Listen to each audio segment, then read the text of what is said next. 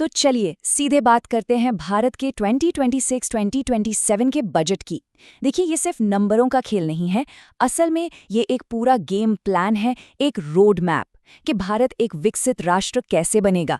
तो आइए इसे थोड़ा आसान भाषा में समझते हैं। सुनिए, वित्त मंत्री निर्मला सीतारमण का ये बयान ये इस बजट की पूरी टोन सेट कर देता है।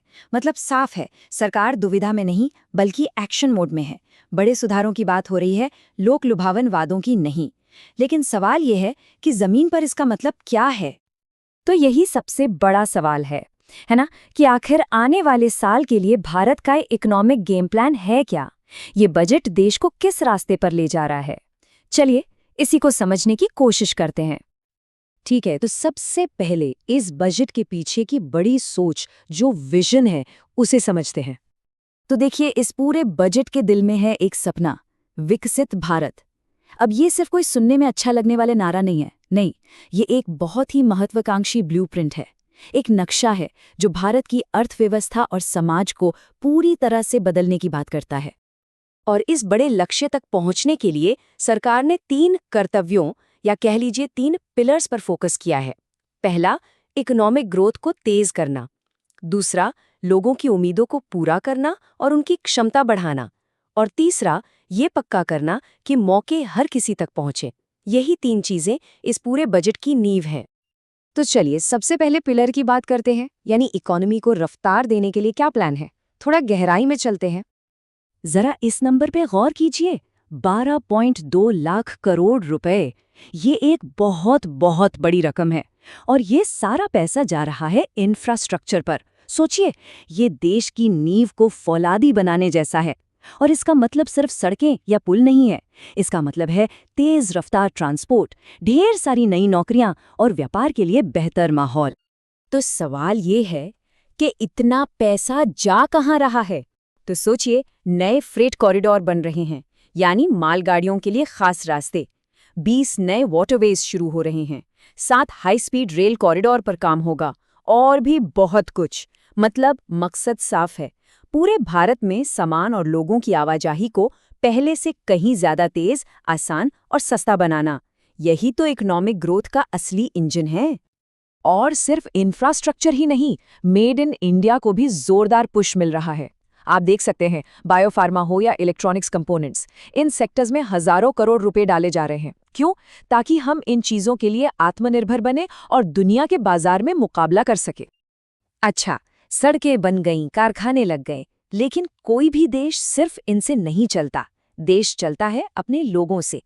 और यही है दूसरा बड़ा फोकस, भारत के लोगों के भविष्य में निवेश करना। क्योंकि असल में तो वही देश की सबसे बड़ी संपत्ति है। और सरकार इस बात पर जोर दे रही है कि पिछले 10 सालों में करीब 25 करोड़ लोगों को मल्टी डायमेंशनल गरीबी से बाहर निकाला गया है। ये एक बहुत बड़ी उपलब्धि है और अब इसी कामयाबी पर आगे और काम करने का प्लान है। जैसे कि हेल्थ केयर सेक्टर को देखिए, यहाँ एक स्किल्ड वर्कफोर्स तैयार करने पर बड़ा जोर है। टारगेट है हजारों की संख्या में नए हेल्थ प्रोफेशनल्स और ट्रेन्ड केयर गिवर्स तैयार करना। अब इससे फायदा डबल है, एक तो हेल्थ सर्विसेज बेहतर होंगी और दूसरा, लोगों को अच्छी नौकरियां भी मिलेंगी। इसी तरह टूरिज्म को भी एक बड़ा बूस्ट दिया जा रहा है। हॉस्पिटैलिटी इंस्टीट्यूट्स को अपग्रेड किया जा रहा है, हजारों टूर गाइड्स को ट्रेनिंग दी जाएगी, पहाड़ों से लेकर समुद्र तक नए टूरिस्ट ट्रेल्स बनाए जा रहे हैं। और तो और सभी जरूरी जगहों की डिजिटल डॉक्यूमेंटेशन भी होगी। ये सब क्यों? ताकि ज्यादा से ज्यादा टूरिस्ट आएं और लोकल लेवल पर रोजगार पैदा हो।